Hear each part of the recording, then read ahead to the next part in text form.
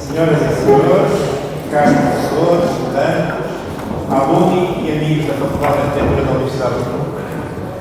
Damos hoje início ao ciclo de últimas aulas da FAUP, retomando ao longo deste ano de 2026 uma tradição que, no formato de lição-conferência, constitui um gesto essencial na valorização do contributo dos seus docentes no momento da conclusão do seu percurso académico.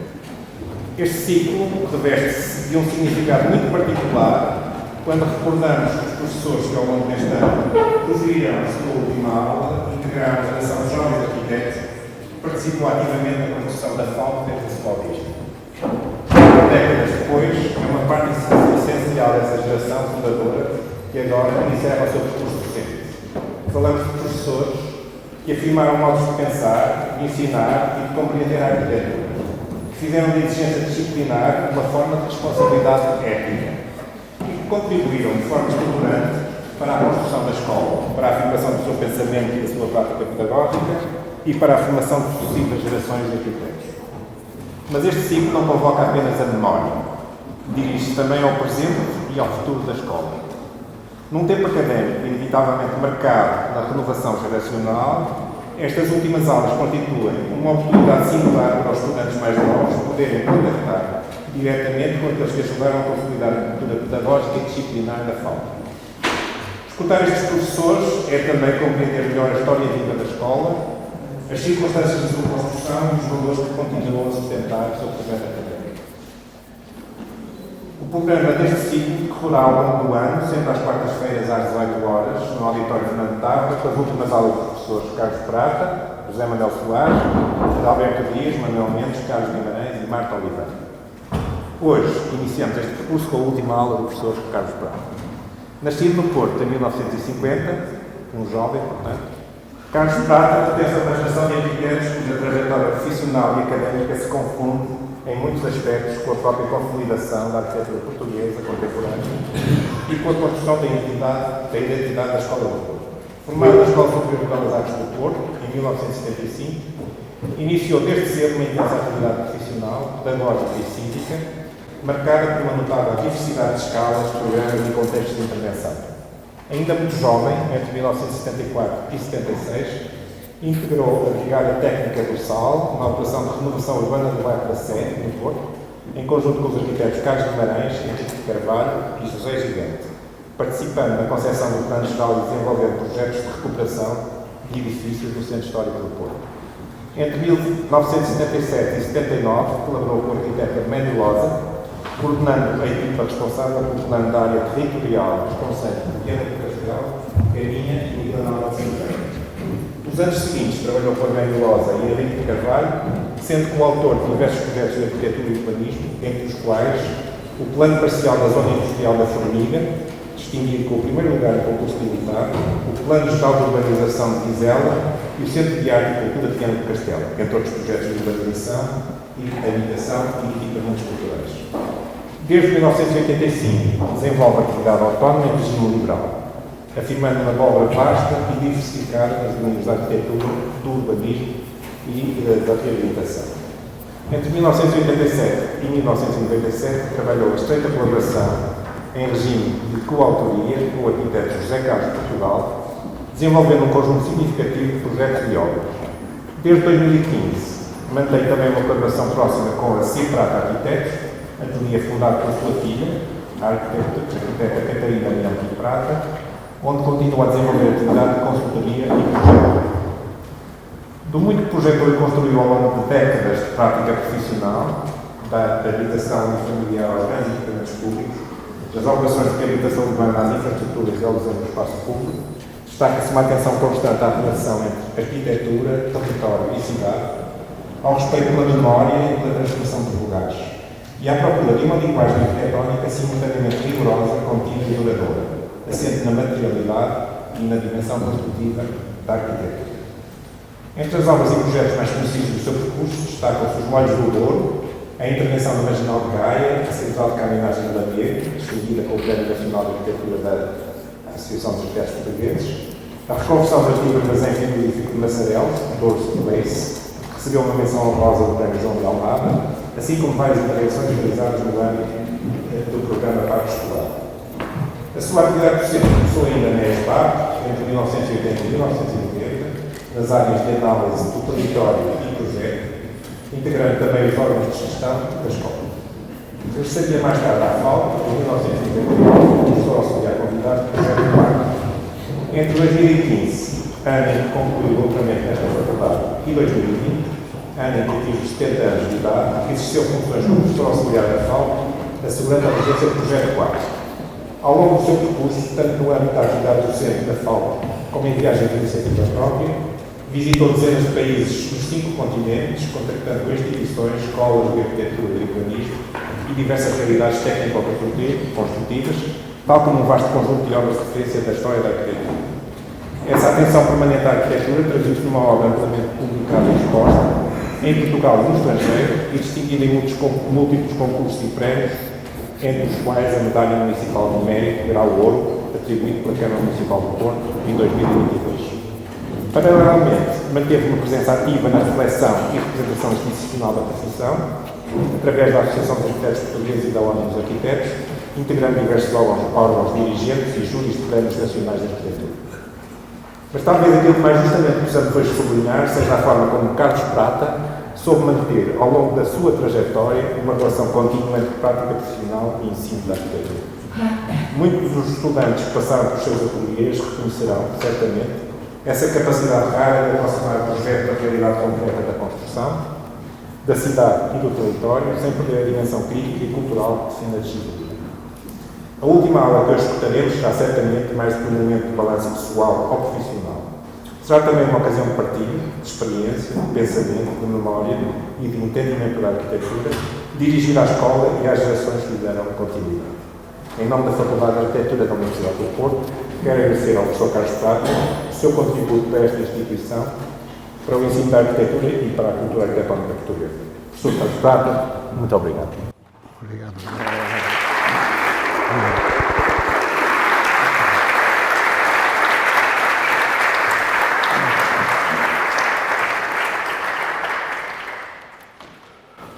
Bom, boa tarde a todos. Agradeço muito terem vindo, mas vão ter que ouvir aquilo que eu tenho para dizer, e o que eu tenho para dizer pode ser muitas vezes já conhecido, porque as experiências que desenvolvemos em conjunto, muita gente que está aqui, amigos, colegas, tanto tempo, mas de qualquer modo eu também quis, com esta reflexão sobre o que chamam a última aula, poder lembrar-me de muitos episódios, de muitos acontecimentos da minha vida, que também é a nossa vida, que eu acho que de alguma forma pode ser interessante relembrar. Ou ter essa esperança, pelo menos. Está um dia bonito, podiam ir para uma esplanada na Foz, era bem melhor que estar aqui, portanto agradeço muito que tenham vindo e que estejam cá. Eu vou ler, porque não consigo. Esta dinâmica da apresentação aqui é um bocado complicada, porque estamos virados para ali, mas depois está aqui, depois o computador e o papel, mas pronto, vou tentar que isto se organize de uma forma equilibrada. O que aprendi e posso contar. Antes de tudo, quero agradecer ao Conselho Executivo, na pessoa do seu Presidente e ex-aluno, o convite para participar nesta iniciativa da Faculdade. Eu não sei se estão a ouvir, porque eu tenho sempre um problema de que nunca me ouvem. Estão a ouvir? Não. Mas é que o problema é que eu começo a falar alto e parece que estou irritado. E isto é uma chatice, pá, porque falar alto uma pessoa está sempre irritada. Portanto, eu vou falar mais alto possível.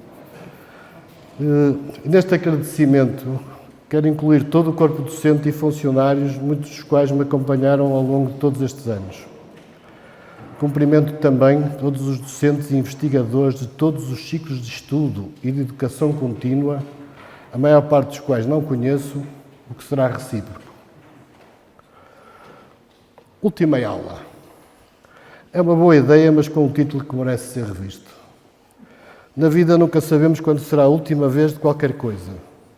E refiro-me a qualquer coisa mesmo. E ainda bem que assim é.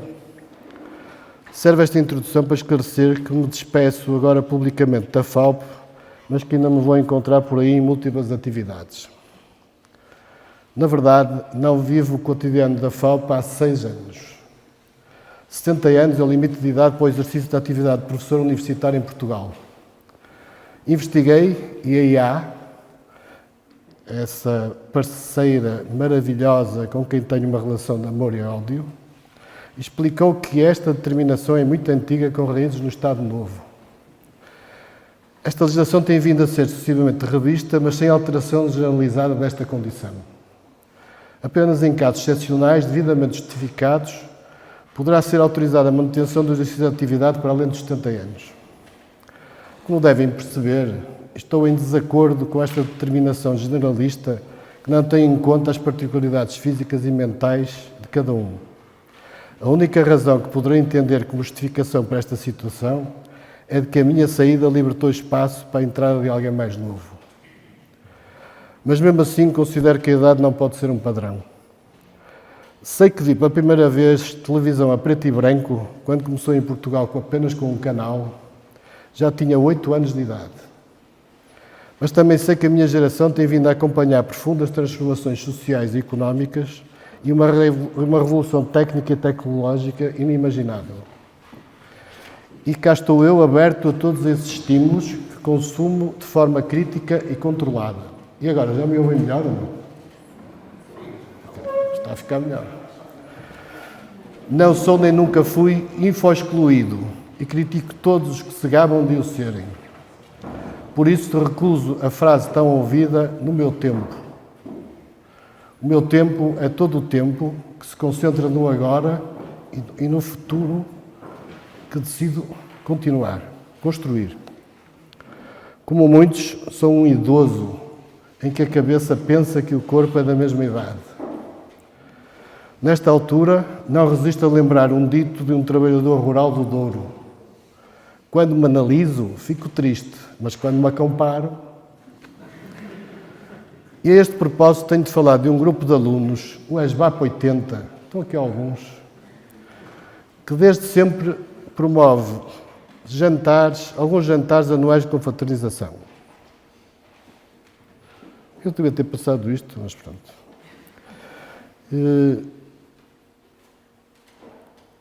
É raro, mas ainda existem pessoas como o Paulo Henriques que não deixam morrer as tradições.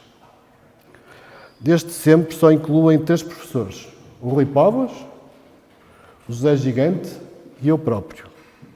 Foram nossos alunos em 82 e 83. Na altura, a diferença de 10, 12 anos que nos separava era avassaladora. Correspondia a quase metade da idade que tinham. E agora, acham que essa diferença se nota assim tanto? Tudo é relativo, portanto. Por muitas razões, desculpem lá que eu estou... Decidi que este último ato público na FAUP também pudesse ser arquivo de um testemunho onde dava a conhecer alguns factos relevantes da vida desta minha geração. Pela importância que tiveram na formação de cada um de nós e no processo de afirmação e reconhecimento da profissão do arquiteto pela sociedade. No relato de factos e experiências relevantes da minha vida, faço muitas vezes referência à sorte, que sempre me ajudou na tomada de decisões, por vezes muito difíceis, nas encruzilhadas do percurso que só muito mais tarde percebi como foram determinantes na construção do meu futuro. Nesta exposição usarei 3 fios condutores que sempre estruturaram a minha vida de forma indissociável. A família e os amigos que são a família que escolhemos, a docência na ESBAP e na FAUP e a atividade profissional como arquiteto que continuo a desenvolver. Para além destas últimas atividades, também estive ligado ao associativismo da classe. Como não cabe neste âmbito de falar sobre este percurso, apresento aqui apenas este documento histórico com a identificação dos participantes numa lista unitária candidata em 1987 à secção regional do Norte da Associação dos Arquitetos Portugueses, antecessora da atual Ordem dos Arquitetos, organizada pelo Vasco de Moraes Soares.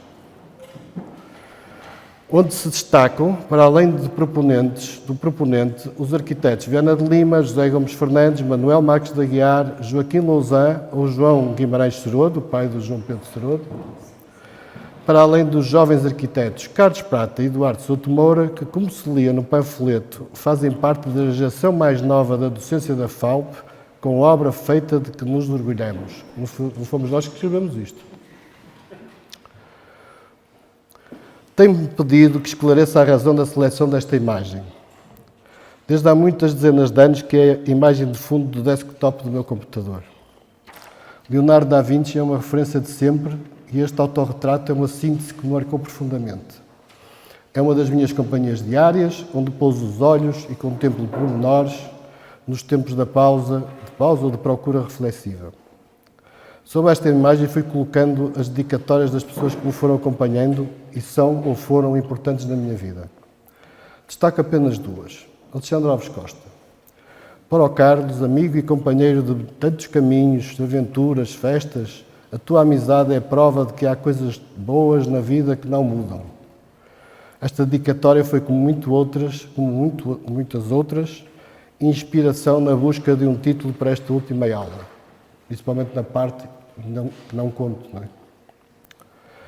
Fernando Távora, de quem me recordo quase todos os dias pelo que acompanhei e me ensinou, escreveu, na altura da exposição da sua obra no Centro Cultural de Belém, em 93, para o Carlos Prata, com amizade e belas recordações aqui evocadas. Uma das recordações a que se refere é um desenho do José Gigante, e vão ver bastantes, que nos representa numa fase importante da vida da escola. Em que estamos eu, o Gigante, o Carlos Guimarães, o Henrique, o Chico Barata, o Távora e o pai Gigante sentado a um canto. E foi este entendimento de que aspectos tão particulares da sua vida tinham lugar numa exposição nacional de consagração da sua obra que também me leva a não conseguir separar os três fios condutores a que me referi inicialmente. São muitos amigos que me acompanharam e marcaram fases muito importantes da minha vida. Não os posso nomear a todos, mas alguns não posso deixar de lembrar nesta oportunidade. Fernando Távora, Alexandre Alves Costa, Jorge Gigante, Domingos Tavares, Manuel Mendes, Pedro Ramalho, Sérgio Fernandes, Alcino Soutinho, José Grado, Alberto Carneiro, Anjo de Sousa, Manuel Carreiro Fernandes, Manuel Fernandes de Sá, Eduardo Souto Moura, Nuno Portas e Álvaro Cida Vieira. E foi deste entendimento de aspectos tão particulares, peço desculpa, mas tenho alguma sensibilidade. Tive a sorte de ter nascido numa família que me educou à luz dos princípios fundamentais para um equilibrado comportamento social, aberto ao entendimento da diferença do outro, dando-me uma vida estável e confortável. Deste tempo de vida familiar, destaco duas simples experiências que influíram decisivamente na minha vida futura. O prédio em que nasci, mandado construir pelo meu pai, frente ao Coliseu do Porto, projetado pelo arquiteto Moraes Soares, pai e avô das seguintes gerações de arquitetos Moraes Soares que se seguiram. Viver neste edifício, vivenciar os espaços, tocar os materiais, manipular os acessórios, puxadores, interruptores, iluminação, foram experiências cotidianas que nunca esqueci, ao ponto de, mais tarde, já a querer ser arquiteto, conseguir recordar com pormenor o desenho e as sensações do toque. Uma outra experiência que me marcou de forma decisiva foi uma oferta do meu pai, que, embora fosse um situacionista, entenda-se adepto do lazarismo, historicamente adorava a Inglaterra, a mais antiga democracia da Europa. Por isso, em 1970, no verão em que antecedeu a minha entrada na ESBAP, achou indispensável oferecer-me uma estadia de um mês sozinho em Londres.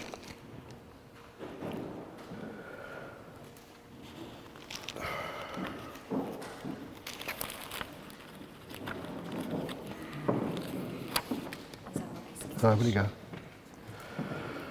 Portugal era um país muito cinzento, periférico, esquecido, isolado do mundo por vontade própria.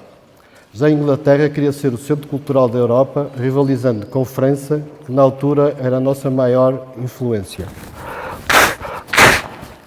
Londres fervilhava com acontecimentos culturais de todo tipo.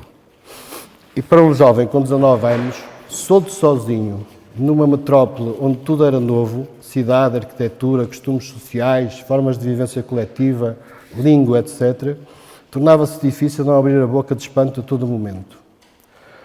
Falar em pormenor dessa experiência não teria fim próximo, por isso destaco que melhor expressa o contraste entre os dois mundos que passei a conhecer.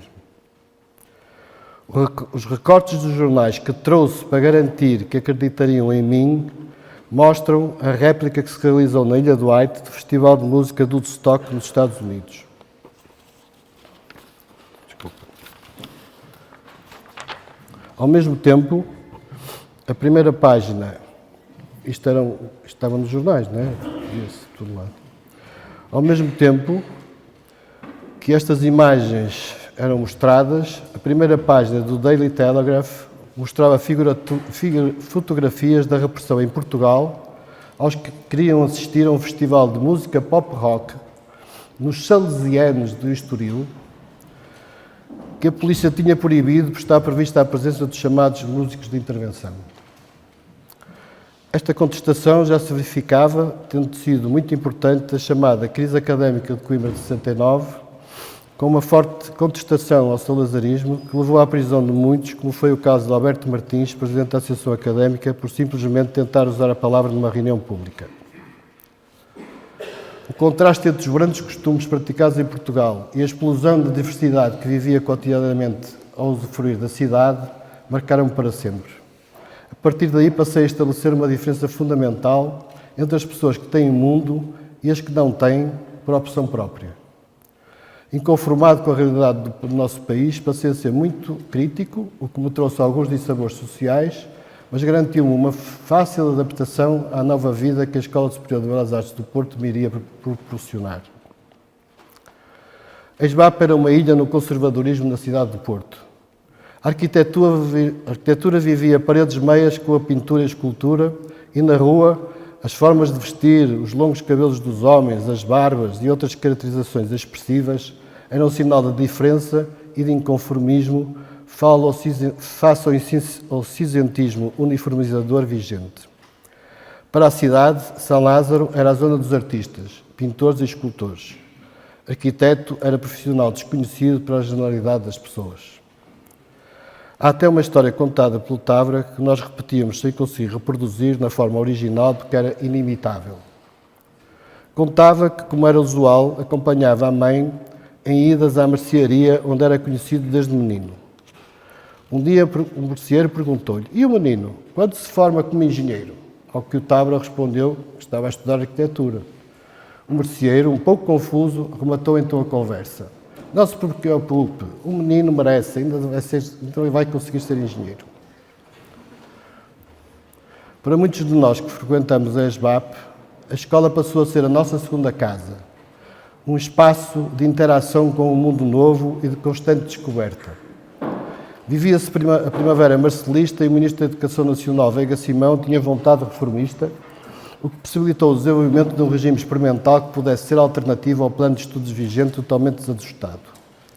A minha aprendizagem decorreu em regime experimental, pelo que durante a minha formação não se pode dizer com correção que existiu uma escola, se entendemos que para isso teria de existir uma estrutura bem definida, onde os objetivos pedagógicos se alicerçassem numa orgânica de curso global e coerente. A inexistência dessa escola formal determinou que a formação de cada um fosse diversa, e muito dependente do grau de adesão às experiências pedagógicas que se desenvolviam. De facto, nesse tempo, a escola foi essencialmente o grupo de trabalho em que nos inserimos e, nesse primeiro ano, formaram-se diversos grupos com temas de trabalho muito diversificados, como eram: que papel deveria ter a escola na sociedade e na região, estudos teóricos sobre a pedagogia do curso ou trabalhos analíticos sobre a cidade. Interessei-me por desenvolver, num grupo vertical que integrava alunos do primeiro ao sexto ano, o projeto de uma escola de arquitetura. Foi uma forma de começar a perceber o que era projetar um edifício. Os alunos com maior experiência lideravam o processo e nós assistíamos às conversas e recebíamos tarefas. Na tipologia pavilionar, que foi a opção, como desenhar os modos tipo das instalações sanitárias, o que fiz com empenhamento. Nos anos seguintes já nos organizávamos por turmas e a partir daí o nosso grupo passou a ser a plataforma de trabalho constante e contínua. O grupo, o suporte mais importante da nossa formação. Tive a sorte de integrar o grupo que aqui mostro. Estão preparados? A este grupo tenho que associar o Manuel Mendes, grande amigo, que frequentava o ano seguinte, mas era a nossa companhia diária. A propósito, tenho as imagens da altura, a de baixo tem a ver com uma pesquisa que fizemos de habitação social em Lisboa com o Pedro Botelho, acho que te recordas, para mim também foi muito importante. Este grupo, e como sempre, o José Gigante ia registando episódios do nosso cotidiano. Estamos nós em diálogo com o Manuel Mendes na altura. A nossa formação e a prática de projeto, a partir do segundo e terceiro anos, em que tivemos como professores de projeto Fernando Távora e Pedro Ramalho, passa a ser resultado de um verdadeiro autodidatismo do grupo, apoiado a cada momento pelos professores que procurávamos. É desse tempo o início das relações de amizades com a maior parte dos professores que foram determinantes na criação do curso de arquitetura da ESBAP, de que a FAUP é herdeira. Nesse período desenvolveu-se muito o meu interesse em visitar obras construídas, referências na altura dos alunos mais velhos com quem tinha estabelecido laços de amizade. Ricardo Figueiredo, Manuel Nicolau Brandão, Fernando Maia Pinto, entre outros. Lembro-me de visitar obras de Domingos Tavares e de Cisa Vieira, Fernando Távora e outros. Estas visitas foram muito importantes para a minha formação. Desculpem, eu acho que não consigo ver isto. Pois, isto é aquela obra de Fernando Távora que visitamos também na altura e que para mim foi muito impactante. Primeiro, porque estas visitas foram muito importantes para a minha formação. Primeiro, porque na altura não era fácil em Portugal obter livros e revistas de arquitetura. E, sobretudo, porque demonstraram a importância de perceber no sítio a proporção e a escala do edifício e dos espaços, impossível de apreender em desenhos ou imagens. No pós-25 de Abril, a escola volta-se para o exterior, procurando uma interação com as populações necessitadas que possibilitasse a compreensão dos problemas reais de alojamento e habitação do povo português. O nosso grupo escolheu o bairro da Sé, no Porto. Mostrar essa experiência que durou anos não cabe no âmbito desta sessão, dada a importância e a riqueza do que aprendemos. Apenas refiro que, quando foi criado o Processo SAL, Serviço Ambulatório de Apoio Local, passamos a constituir a Brigada Técnica da Sé. Este desenho já não é de Gigas, é de Francisco Barata, também nos presenciava. E falar sobre a sua atividade também não cabe neste âmbito. Apenas gostava de me referir a um aspecto que foi marcante e que me contou e que me orientou na vida futura de docente. Como só tínhamos acabado a parte escolar do curso, nenhum de nós podia ser responsável pela brigada ao nível profissional. Depois de uma experiência que não resultou com o arquiteto Manuel Teles como responsável, foi considerado que poderíamos ser nós a gerir autonomamente o trabalho, mas que, no entanto, deveríamos ter uma espécie de consultores orientadores que acompanhariam e discutiriam o trabalho que estávamos a desenvolver. Para essa tarefa foram nomeados os arquitetos Fernando Távora e Cisa Vieira, o que resultou numa experiência extraordinária. Foi quase voltar à escola com correções semanais do que íamos produzindo. Também só durou 2 semanas. E como era de esperar, o modo como cada um dos consultores orientadores entendia esse acompanhamento não era semelhante. No caso do projeto que estava a desenvolver, a ruína da Rua dos Mercadores, o Távora tentava perceber os princípios do projeto e criticava, aconselhava de uma forma construtiva, enquanto que o Cisa, como seria de esperar do gênio que sempre foi, destruía o que estava pensado e desenhado, contrapondo uma ideia, que era a sua, antagónica à explicada. Na altura, como é evidente, tentei esboçar resistência, mas acabei por me render, com o apoio da Brigada, a argumentação clara e eficiente daquele que ainda era pouco divulgado, mas a quem nós já reconhecíamos genialidade. Mais tarde, essa experiência veio a ser muito útil para a docência na FAUP. Ajudava no desenvolvimento do processo, mas sem nunca ceder à tentação de resolver problemas ou apontar soluções, que é uma coisa que os alunos muito gostavam. Apenas quando considerava que o caminho que o aluno estava a seguir não tinha sido possível, era radical no conselho de que mudasse definitivamente de rumo, mas sempre com o cuidado de o dizer no tempo certo, para que uma recuperação ainda fosse possível. A partir dessa altura, fiquei a pensar que, se calhar, o CISA, no caso do projeto da ruína, estava empenhado em ser solidário, como eu queria ser com os alunos a quem aconselhava a mudar de rumo. A única diferença é que ele tinha sido mais do que solidário. Apontou-me o caminho a seguir, porque podia, não era meu professor. Mais tarde fixei esta experiência numa frase que fazia sentido também para outros. A arquitetura ensina-se, enquanto que o projeto se aprende-se. A chegada ao fim do sal leva inevitavelmente à desagregação do grupo, mantendo-se, no entanto, incólume a amizade que fomos construindo ao longo dos anos. A família ocupa cada vez mais um papel central na vida cotidiana, principalmente no meu caso, que tinha optado por ter filhos cedo.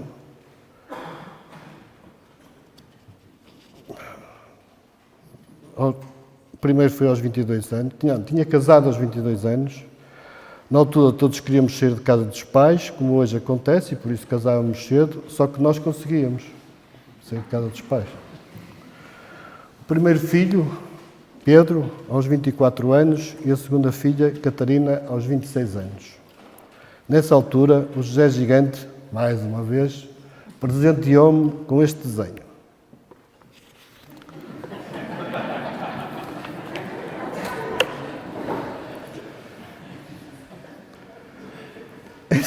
Em 78, através do Henrique de Carvalho, abriu-se a possibilidade de trabalhar no escritório do arquiteto Armando Ilosa, que ia iniciar um grande trabalho e precisava de um colaborador. E foi assim que me iniciei na atividade de planeamento. Inicialmente como aprendiz e depois como co-coordenador do primeiro plano de uma área territorial que abrangia 3 concelhos, Viana do Castelo, Caminha e Vila Nova de Cerveira. Esta encomenda, direta da Direção-Geral do Urbanismo, pretendia testar uma escala de plano que ultrapassava a do plano de urbanização de uma cidade. O plano que desenvolvemos foi precursor dos planos diretores municipais. Era uma escala inusitada para mim, mas possibilitou aprendizagens bem interessantes. Foi a primeira vez que trabalhei em equipa com profissionais de outras áreas, economistas, sociólogos e paisagistas. Acho que está aí até o Manuel Ferreira, está ali ao fundo, que era o nosso paisagista. O plano que na altura percebi que o planeamento correspondia a uma atividade muito desgastante, incompreendida e inócua. Enquanto se elaboravam os planos, continuava o processo de distribuição irregulável do território e da paisagem. E a partir daí desinteressei-me. De outras escalas, fizemos também o Plano Geral de Organização de Vizela e o bem mais interessante Plano de Alinhamentos e Cércias da área envolvente da futura Câmara de Matosinhos, por se regular numa escala mais arquitetónica. Este plano visava reduzir significativamente as cércias dos edifícios, que na altura eram apenas reguladas pela regra dos 45 graus do região. E como havia avenidas largas em Matosinhos, havia edifícios altos. Mais tarde, os três formalizamos uma sociedade. Nesse âmbito, desenvolvemos um projeto de uma casa em Vila Praia de Âncora para um imigrante da Noruega, filho de pescadores, que quis um projeto feito por arquiteto e não por desenhador ou engenheiro desenhador da zona. Foi um exercício de projeto difícil, mas muito interessante. Num terreno do interior da vila, a implantação da casa à meia costa permitia desfrutar da paisagem para o mar. Este projeto teve um grande impacto para nós, foi muito importante, porque correspondeu à primeira obra construída.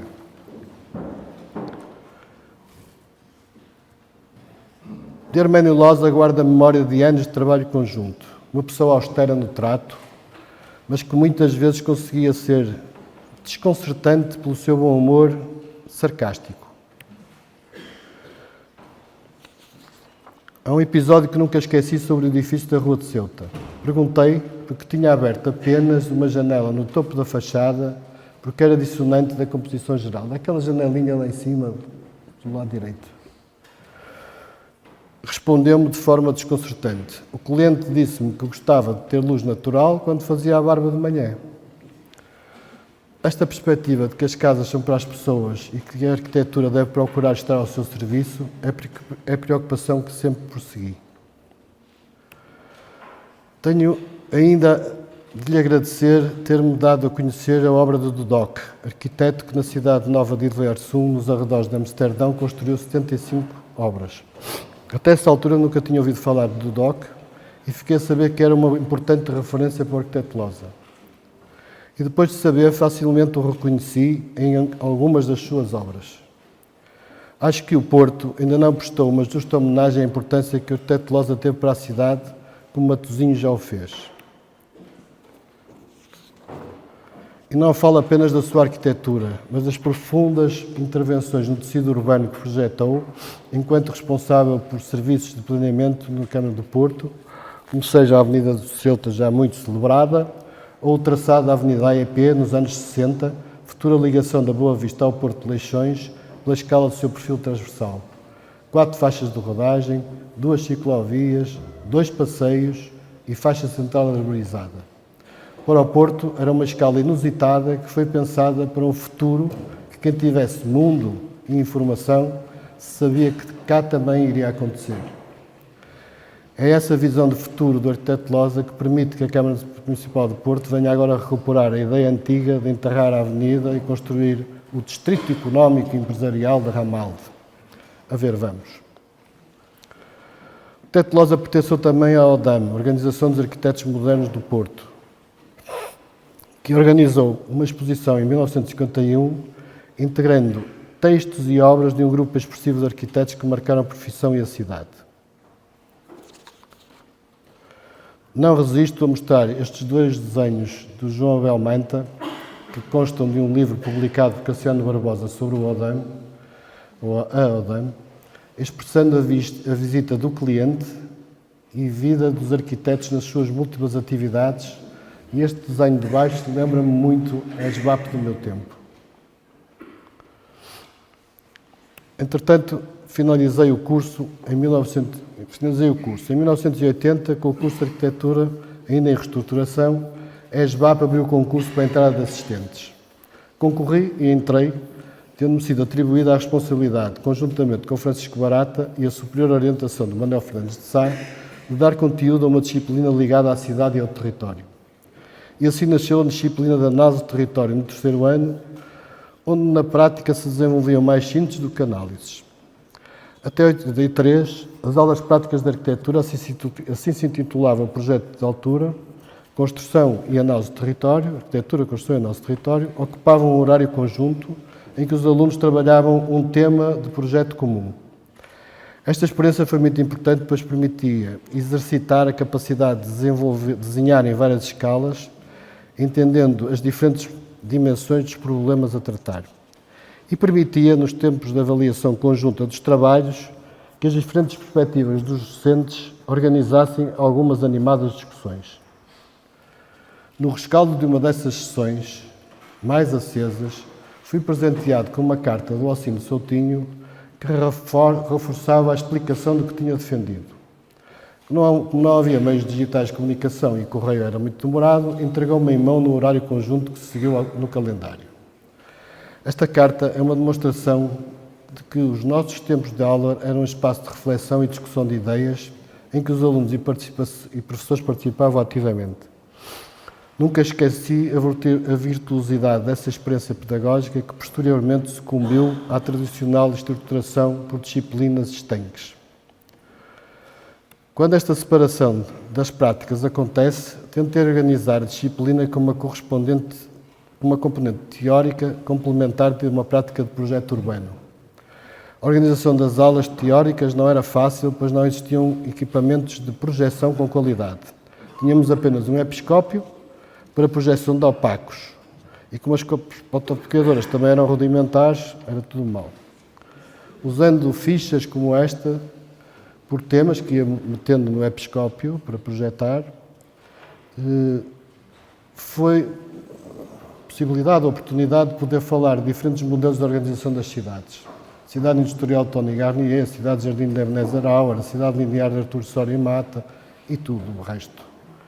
E também do importante livro de Camilo Sitte, Construção de Cidades segundo Princípios Artísticos.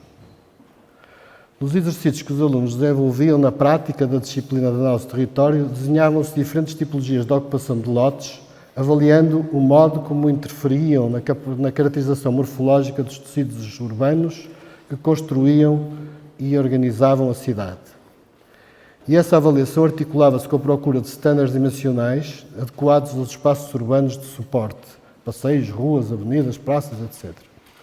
Foi terreno fértil para os estudantes ultrapassarem a fixação no objeto arquitetónico que lhes era incutida, apercebendo-se da escala do desenho urbano, mas nunca entrando pelo tratamento de questões do planeamento mais ou menos abstrato. Os resultados foram os possíveis numa disciplina considerada complementar com reduzida carga horária. Entre 86 e 90, eu e o Camilo Cortesão fomos assistentes de Nuno Portas no 5º ano, da disciplina de Projeto 3 Urbanismo, onde tentamos continuar a desenvolver esta mesma perspectiva na aproximação ao tratamento dos problemas da cidade. Nessa altura já éramos FAUP e organizámos-nos segundo um novo plano de estudos. E é agora que vale a pena lembrar uma passagem do discurso de Fernando Tavra na inauguração da FAUP, onde expressava a relação de amor e ódio com essa mudança que de algum modo todos sentíamos. Dizia: é certamente com saudade que abandonaremos uma escola que durante uma longa vida sempre soube compatibilizar com qualidade o universal e o circunstancial, arte difícil de ser, do seu tempo, em cada tempo. É paralelamente com tristeza que nos vemos afastados dos nossos irmãos pintores e escultores. A barbárie do especialismo, cujo pecado, creio, todos reconhecemos, é que já no nosso portuense século XIX separou artes das ciências, a academia e a politécnica, continua a fustigar-nos, dividindo agora a família das belas artes. Mas se abandonamos com saudade e com tristeza a antiga e sempre jovem Escola de São Lázaro, é certamente com grande honra que entramos na insigne Universidade do Porto, reencontrando outros irmãos, os das ciências e os das letras, também de nós até agora separados. E entramos merecidamente, afirmámo-lo com imodéstia, porque é incompreensível que só hoje os arquitetos, e no que respeita à sua formação, sejam considerados como personagens centrais de uma cultura e, portanto, merecedores de formação universitária. Fomos os primeiros a sair de São Lázaro. Éramos muito poucos. A minha turma ocupou o sótão das cavalariças. Não sei como é que se chama agora na altura das cavalariças. Nesse tempo, a faculdade ainda mantinha muito da herança da nossa escola, que também era parte significativa da vida dos professores que a criaram e dos que depois se juntaram, participando ativamente no processo. Éramos poucos, a maior parte amigos, e vivíamos coletivamente o que construíamos no cotidiano. E essa vontade estendia-se aos outros professores não arquitetos, pintores ou escultores que já constituíam o corpo docente, ao qual, entretanto, se juntaram engenheiros, economistas, sociólogos, paisagistas, outras formações. Toda esta vivência expressava-se em muitas atividades coletivas que também pretendiam manter uma coesão de grupo que pudesse integrar com equilíbrio os inevitáveis conflitos decorrentes de uma estrutura de curso autonomizado em disciplinas cada vez mais estanques. Eram o caso de reuniões gerais de docentes para abordar temas muito diferenciados, fossem os aspectos práticos da organização dos anos curriculares ou, como exemplo, a apresentação pelo CISA do projeto que estava a desenvolver para o pavilhão Carlos Ramos. Aulas para toda a escola, às quartas-feiras à tarde, ministradas por professores da casa ou convidados. Ou, por exemplo, outras iniciativas de convívio, como eram os jantares de fim de ano dos professores, que sempre foram encontros festivos, com muitos episódios hilariantes, que também não posso contar, mas que muitos se lembrarão. Infelizmente, esses jantares foram-se progressivamente tornando em cerimónias desinteressantes, com presenças exteriores institucionais, até à sua natural extinção. Para perceberem o ambiente que entre nós se vivia e a importância que era dada a essas iniciativas, mostra esta emenda de um desses jantares com arranjo gráfico de Joaquim Vieira, que no final era sempre assinado por todos. Ele já andou, já. Para perceberem o ambiente que entre nós éramos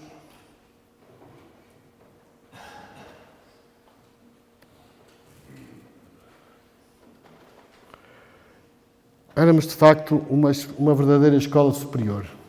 Antes de prosseguir, apenas uma à parte. Cadeira era uma denominação que não utilizávamos na escola para denominar uma disciplina. Soube depois que o seu uso na universidade tem origem histórica no latim cátedra e grego cátedra, acho eu, significando o assento elevado ou trono de onde os professores universitários, catedráticos, lecionavam tradicionalmente as suas matérias. Com esta explicação percebi bem o porquê de não utilizarmos esta denominação na nossa escola. Em 86, entregue o anteprojeto do Centro Cultural de Viana do Castelo, chegou o momento da inevitável separação com Henrique de Carvalho, de quem continuei sempre amigo. E pela primeira vez encontro-me sozinho no exercício da prática profissional. Ocupo uma pequena sala frente ao Jardim de São Lázaro, conveniente próxima, cedida pelo arquiteto paisagista Manuel Ferreira, meu grande amigo. Sem encomenda de trabalho, decidi concorrer a um concurso público em Soure, que pela dimensão do problema a tratar não exigia grandes meios de produção. Trabalhei solitariamente, o que foi uma experiência nova, pois pela primeira vez não tinha o suporte de discussão do projeto em grupo e, para meu espanto, ganhei. O concurso foi muito participado e adquiriu uma importância nacional no seio dos poucos arquitetos que éramos no país. E essa importância deveu-se também ao facto de a organização ter conseguido reunir o melhor júri que alguma vez foi constituído neste país, atrevo-me a dizer, até aos dias de hoje. Alexandre Alves Costa, Alcindo Soutinho, Álvaro Cise, Gonçalo Birne, Nuno Portas e Nuno Teotónio Pereira. A ideia para o projeto da Sede Bienal da Arquitetura de Soure assentou num princípio muito simples e imediato para quem estivesse atento. Na frente do lote confluem duas orientações distintas, resultantes dos alinhamentos das fachadas contíguas que definem a frente da praça. A fachada do edifício constrói-se assim, com dois paramentos com essas orientações. Na ata do júri, esse aspecto é destacado, afirmando-se a hábil utilização das continuidades com os edifícios vizinhos. No ponto central da articulação dessas orientações, promove-se a entrada principal para a sala de exposições, diluindo-se assim a presença da outra entrada para os dois pisos superiores de usos mais restritos. A composição da fachada expressa o caráter não habitacional da ocupação do lote, afirmando o edifício como equipamento de uso público. Aproveito para fazer dois à partes. O primeiro para contar um episódio que expressa bem a diferença do exercício da profissão. Recebo um telefonema do Gonçalo Birne, na altura diretor do Jornal dos Arquitetos, editado pela Associação dos Arquitetos Portugueses. Queria publicar o projeto, mas não tinha informação sobre a equipe técnica. Quando expliquei que tinha feito tudo sozinho, projetar o edifício, passar a tinta, os desenhos, tratar da impressão, embalar e entregar, não queria acreditar. É que a realidade da produção dos escritórios dos arquitetos no Porto era já, na altura, diferente da realidade dos ateliês de Lisboa. A atividade do escritório passou a desenvolver-se com mais intensidade. Para isso, muito contribuíram todas as equipes de colaboradores que se foram constituindo. Entre 82 e 97, o José Carlos Portugal foi o coautor de inúmeros projetos. Também o saudoso António Portugal colaborou connosco durante anos. Desculpe, eu vou beber água.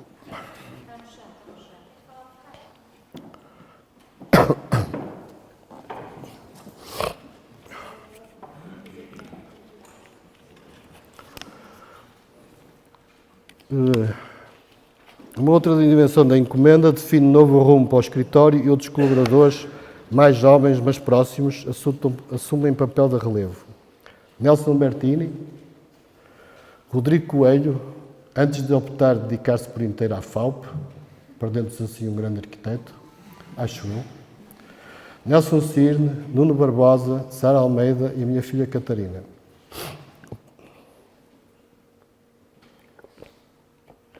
projeto passou cada vez mais a ser um processo coletivo de uma equipe não só de arquitetura, mas também dos bons engenheiros que conseguimos ir reunindo ao longo do tempo.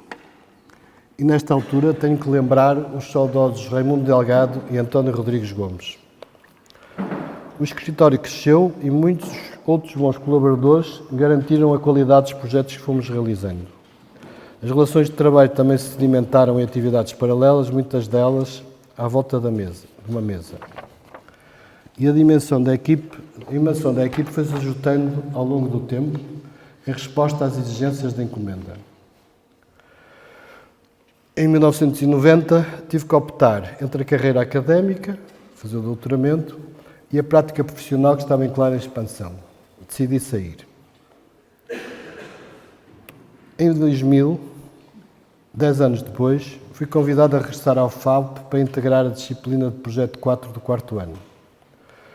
Com uma equipe de trabalho muito diversificada e muito interessada, liderada inicialmente pelo Pedro Ramalho, depois pelo Carlos Guimarães, por fim por mim próprio, permaneci a lecionar até 2020, ano de jubilação. A equipe de professores de Projeto 4 foi variando, mas a forma de entender a orientação pedagógica e a didática da disciplina não teve variações significativas. Lembro com saudades os bons tempos de trabalho conjunto e o que ganhei na troca de experiências com tantos, substancialmente mais novos, alguns ex-alunos.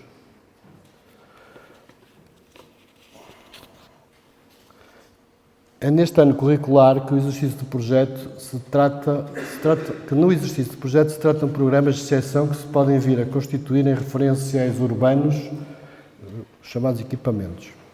Enquanto no terceiro ano se projeta a habitação coletiva e por isso se estruturam os projetos com base no estudo tipológico e na racionalidade da construção, no projeto 4 abre-se um mundo novo de possibilidades de estruturação dos programas funcionais e de múltiplas opções por sistemas estruturais e construtivos, formas e linguagens arquitetónicas. É também nessa altura que se percebe que os edifícios e espaços têm dimensões que não resultam diretamente da construção do tosco. Os limites da compartimentação de edifícios têm obrigatoriamente diferentes espessuras. E esta instalação do Rem Koolhaas na Bienal de Veneza de 2014 é muito expressiva para possibilitar esse entendimento. Torna também clara uma frase que eu ouvi ao Távora. Eu estou sempre a falar de Távora, não sei se reparam, mas é verdade. E cujo sentido agora reproduzo livremente. Na nossa escola formamos arquitetos. Não formamos em especialistas em programas funcionais, por exemplo. Na formação como a defendemos, os arquitetos têm que saber de arquitetura e serem especialistas em generalidades, para poderem dialogar com todas as disciplinas e artes que o ato de projetar e construir convoca. Neste meu regresso à escola, comecei a perceber que agora integrava uma faculdade em que existia a primazia das autonomias das cadeiras em detrimento da articulação das suas práticas por um objetivo pedagógico comum do ano curricular. No entanto, sem prejuízo de autonomias disciplinares, foi sendo possível construir ao longo do tempo uma articulação programática entre as disciplinas de projeto, construção e estruturas, graças aos seus professores também, que nos meus últimos anos letivos se traduziram em tempos de trabalho prático conjunto, à semelhança do que era prática na saudosa ESBAP. E tudo isso só foi possível pela qualidade da equipe docente, que era, não sei se ainda é, carinhosamente apelidada por muitos dos nossos pares de tropa de elite. Paralelamente, a atividade de escritório foi se desenvolvendo com muita intensidade. E por isso gostava, nesta oportunidade, de destacar alguns temas de projeto e algumas obras pela sua particularidade ou dificuldades.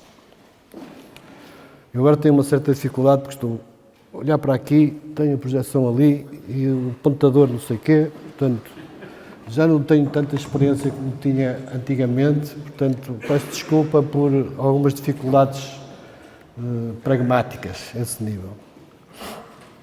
Eu vou mostrar alguns projetos com temas muito diferenciados, ou obras, mas que tiveram uma importância grande no desenvolvimento do trabalho, da minha prática profissional.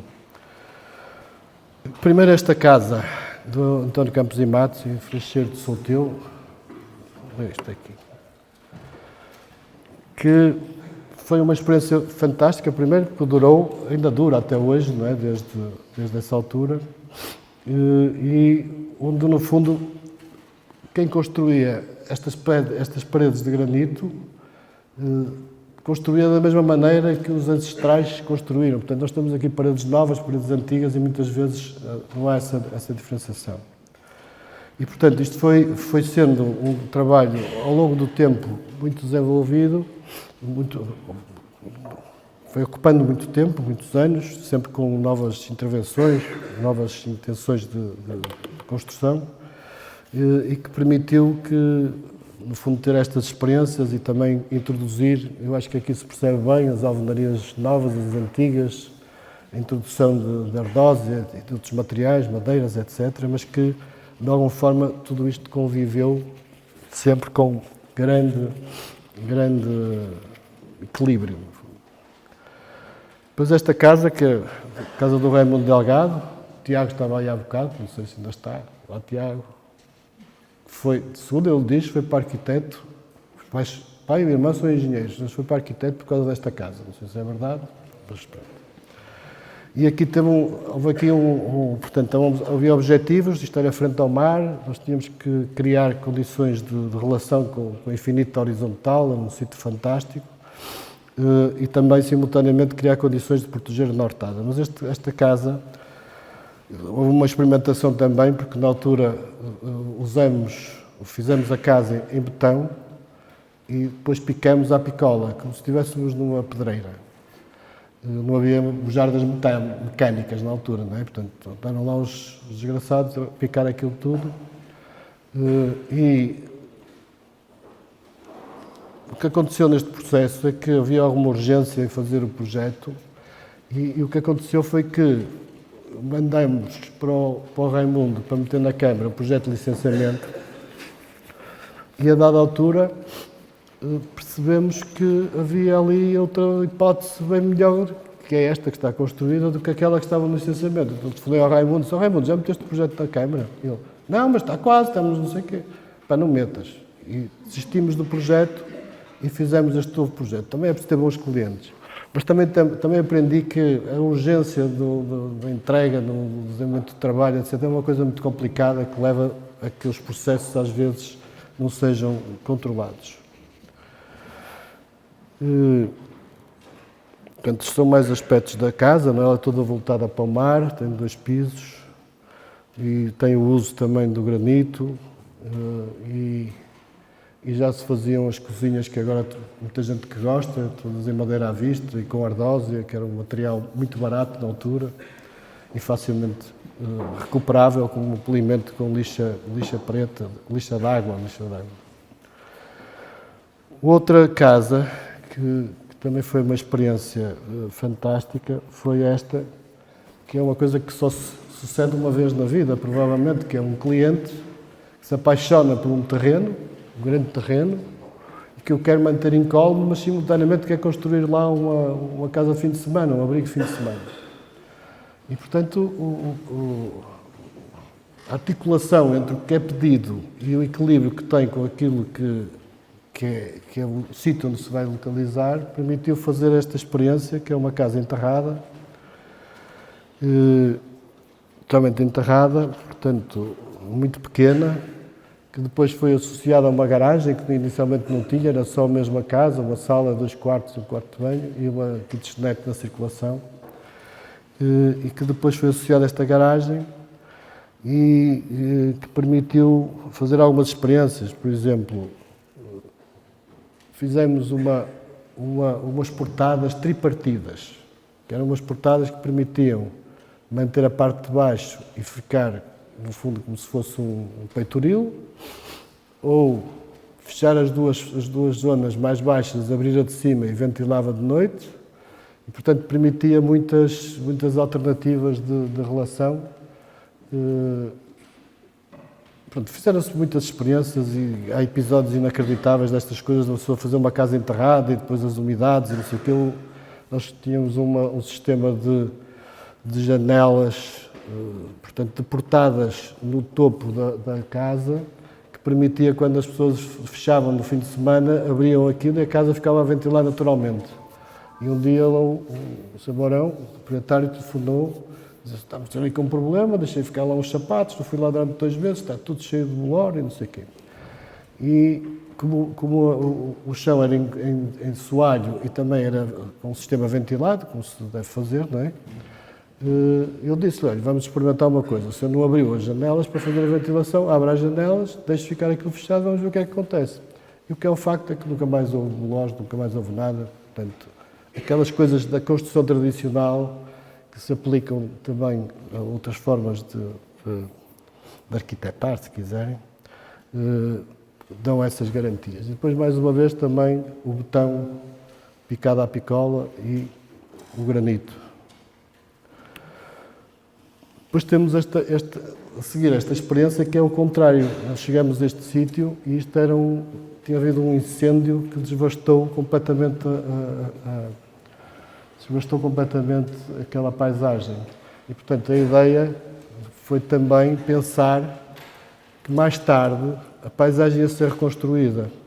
E, portanto, criamos uma casa também enterrada, com uma cobertura verde, e passados uns anos isso veio-se a verificar, quer dizer, tínhamos uma casa virada para a Albufeira, enterrada na cota, na encosta, e que permitiu que, passados uns anos,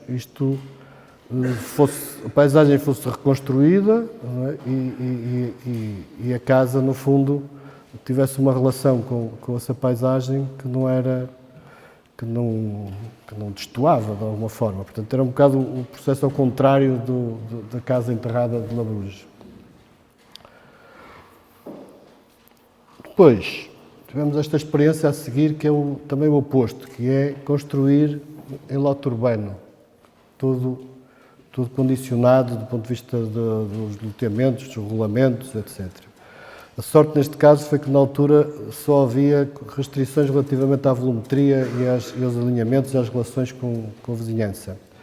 E nós pudemos construir um programa que era um programa enorme para o sítio, tudo considerando construção, impermeabilização do terreno, construção enterrada, etc., coisas que hoje em dia provavelmente não se podiam fazer. E, no fundo, respondemos ao programa do cliente com essa resposta, garantindo o cumprimento de todas estas restrições regulamentares.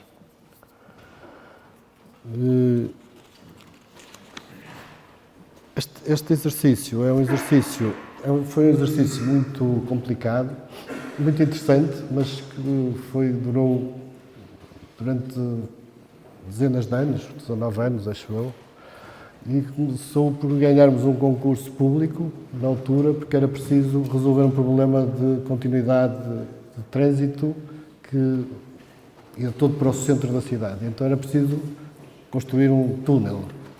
E a partir dessa construção do túnel e a desativação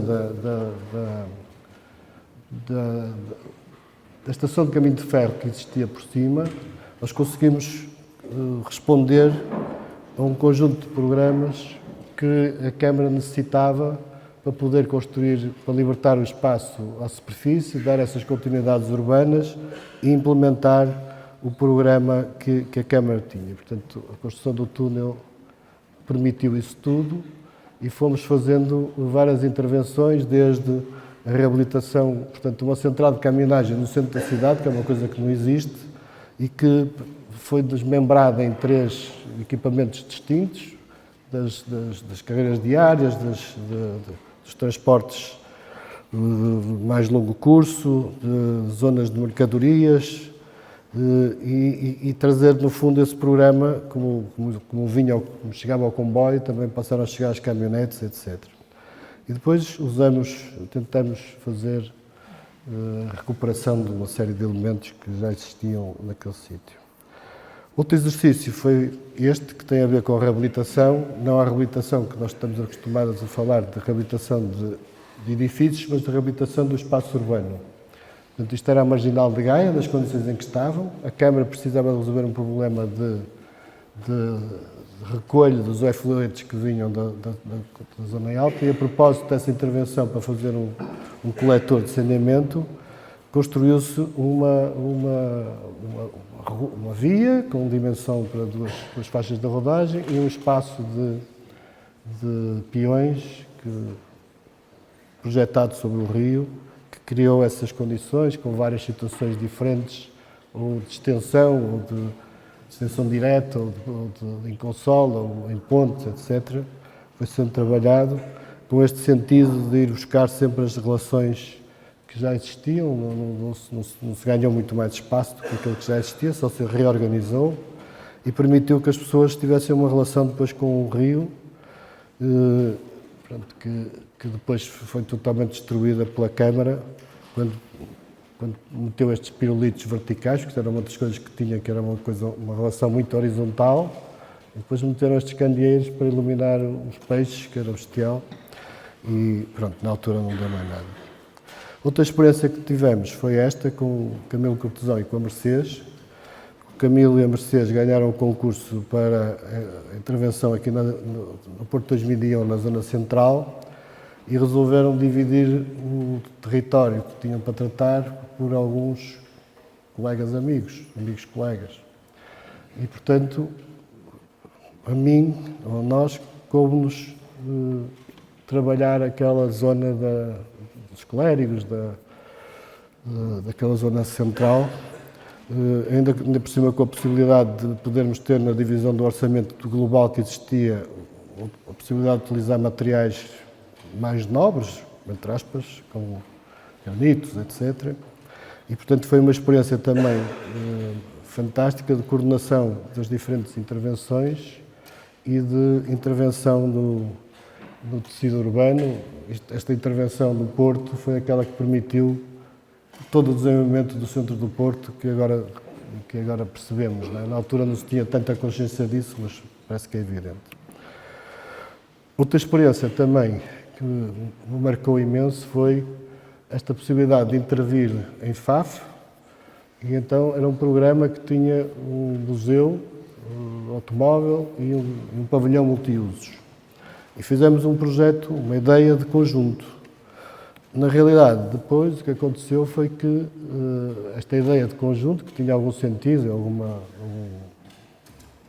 tinha algum pensamento sobre isto, acabou por ser fragmentada e foi construído o pavilhão multiusos, mas depois o Museu do Automóvel nunca mais foi construído. Portanto, isto ficou uma coisa que ninguém entende muito bem quando se passa lá. E, portanto, foi mais uma experiência, quer dizer, esta vontade de, às vezes, abarrear tudo, de fazer um projeto global, a dada altura é melhor pensar de uma maneira diferente. E passei a pensar de uma maneira diferente.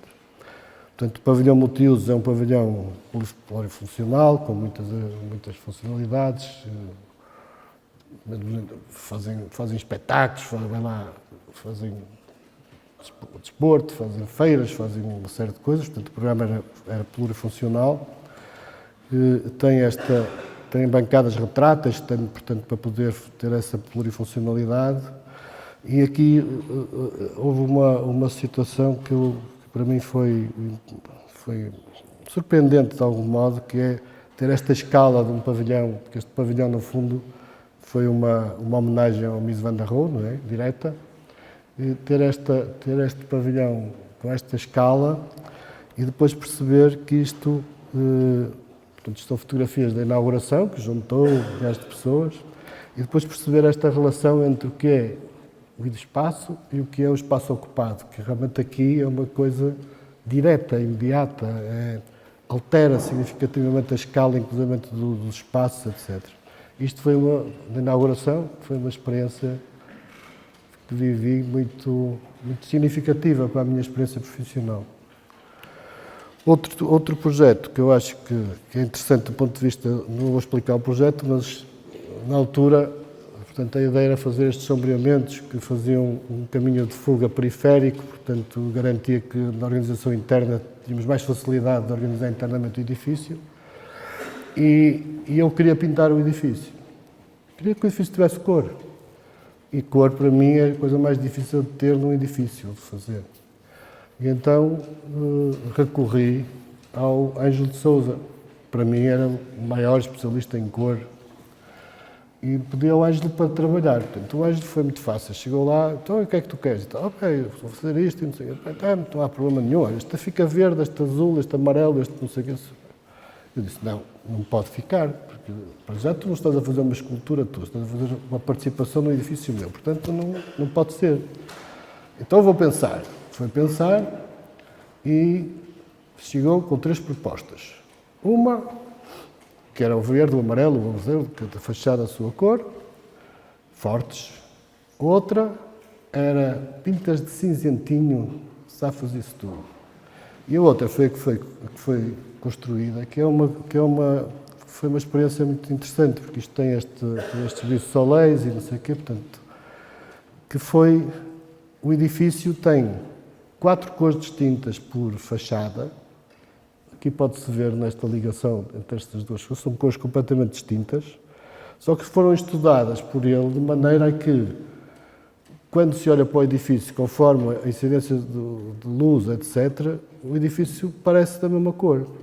Quando uma pessoa tem um edifício da mesma cor, com a incidência do sol, então é que se percebe que aquilo são fachadas diferentes. Parece que têm cores diferentes. E aqui não. É esquisito porque o edifício tem a mesma cor sempre. E foi o senhor que estudou isto. Era um... Como é que se diz? Os gigas é que sabem essas coisas. É um senhor. Outra experiência também foi esta tive 15 anos para conseguir aprovar isto na Câmara Municipal de Porto, nas discussões com as comissões históricas e de proteção, não sei como é que se chamava, que achavam que não se podia abrir buracos neste volume, porque destruía o volume. E depois lá consegui que isso fosse aprovado, e este edifício provou, no fundo, quer dizer, do meu ponto de vista, que é possível manter este caráter de monobloco, uma coisa tectónica muito forte, e simultaneamente abrir-lhes uns rasgos de entrada de luz e de funcionamento que possibilitam quer dizer, esta relação entre o interior e o exterior, portanto, pelo facto de não haver vidros à face, por serem só buracos, portanto, aquela massa, aquele volume, acaba por não ser destruído. E veio, no fundo, permitir fazer essa experiência. E é uma outra que é também muito interessante, que é o facto de isto estar contra uma encosta não permitia ter aberturas para norte, que é a encosta, e, portanto, a opção foi criar os estacionamentos todos na zona virada a norte e virada a Biela, e virar as casas todas para sul, com uma questão que é a necessidade de ter ventilação transversal e, portanto, este edifício tem saguões, coisa que no Porto é difícil de ter, ou em Portugal, não é? Mas pronto, lá se conseguiu se justificar e aquilo funciona.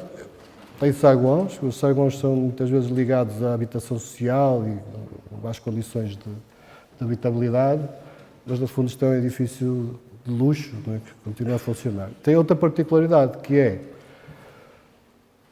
eu vivi lá durante uns anos, uma pessoa não conhece os vizinhos, porque entra no carro, vai para a garagem, sai no piso, eventualmente conhece os vizinhos de coisa, mas aquela relação que se tem nos vizinhos, que é no elevador, aqui não existe. A pessoa, quando sai, entra no carro, não entra no elevador. O elevador é dos carros.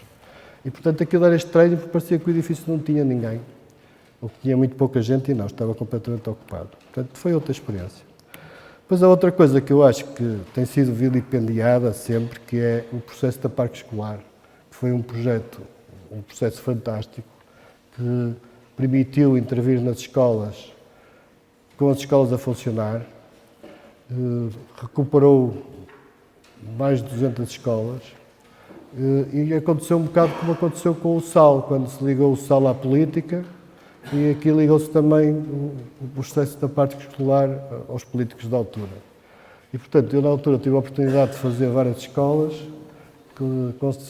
trabalhar com gente muito diferenciada, porque as escolas também tinham funções diferentes, planos de estudos diferentes, e e foi uma experiência riquíssima, e é uma pena que não tenha continuidade. O André estudou isto na altura, fizeste doutoramento sobre isto, acho eu, sim, e é uma pena que tenha sido tão maltratado como o Sal também está maltratado. Depois, há esta coisa que é os molhos do Douro, que foram provavelmente o trabalho mais significativo do ponto de vista da capacidade de intervenção. Não vou falar porque as pessoas conhecem, vou mostrar umas fotografias, o antes e depois, a relação dos molhos com o funcionamento, portanto, a questão da intervenção que teria que resolver problemas de articulação urbana e de articulação paisagística, etc. E, portanto, isto foi um mundo de questões a ser tratadas, há histórias incríveis. E depois tem esta coisa de ser uma superestrutura resistente à força do mar, não é? A força do mar está sempre presente como uma coisa complicada para nós. E isto vai tendo vários matizes, esta possibilidade de fazer a extensão do passeio público, a cidade apropriou-se disto rapidamente. Tinha também equipamentos que, entretanto, as intervenções de conservação no edifício, o edifício foi sempre desprezado, e, portanto está um bocado abandonado, agora há a possibilidade de voltar a ser reabilitado, vamos ver. E, portanto, esta coisa das oportunidades, por exemplo, esta questão da criação da galeria, que agora ninguém tem acesso, mas que é um espaço magnífico, resultou de uma coisa simples, é que este molho era galgável e, portanto, se o farol deixasse de ter luz, ninguém podia ir lá mudar a lâmpada, não é? Tão simples quanto isto. E, portanto, era preciso arranjar uma maneira E, a propósito disso, fez-se a galeria. Mais barato, não tinha tanto botão, etc. Portanto, e é uma pena que isto esteja, neste momento, há um problema também estrutural que está a ser resolvido, mas eu tenho sempre esperança que isto volte a ser aberto ao público e que se possa explicar este processo construtivo que é inacreditável. Isto que vocês estão aqui a ver no Porto são edifícios de 5 andares, esquerdo e direito, que estão aqui mergulhados e que são as fundações do molho, que depois, quando o mar permitia, eram transportadas e faziam a fundação do molho. E, portanto, é uma obra que eu não consigo... Quer dizer, é uma obra que não existe no mundo, tanto quanto nós saibamos, obra marítima, porque os engenheiros de obras marítimas dizem que é tudo muito mais complicado que a engenharia civil em terra, porque é sobre o mar, em que tenha participado um arquiteto. Se alguém souber, os investigadores, souberem de algum exemplo, gostava de poder ver. Eu já fiz muitas pesquisas, não existe. Depois temos... desculpa, não vou falar sobre o edifício transparente.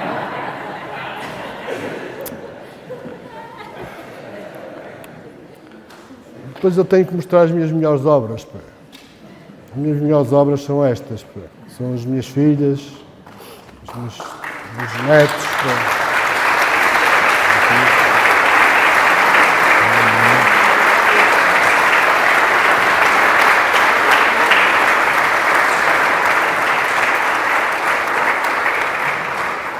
São de facto as melhores obras, também são as mais difíceis de concretizar às vezes, mas pronto. E depois queria terminar rapidamente, só dizendo isto. Eu temo muito pelo futuro, mas faço confiança nos resistentes que o ajudarão a construir como muitos de nós o fizeram. Esta imagem para mim é espantosa, porque está um homem ali no meio, braços cruzados, a rir-se, no meio daquela gente toda a fazer a saudação nazi. E, portanto, eu tenho esperança. Muito obrigado por tudo o que recebi em troca do pouco que dei. Obrigado à SBAP, à FALP, a todos vocês. Obrigado.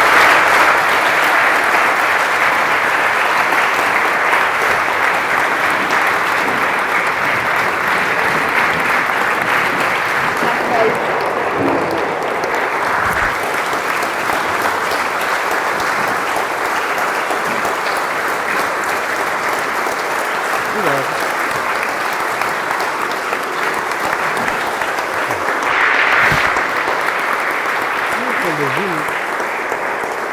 Obrigado, obrigado, obrigado.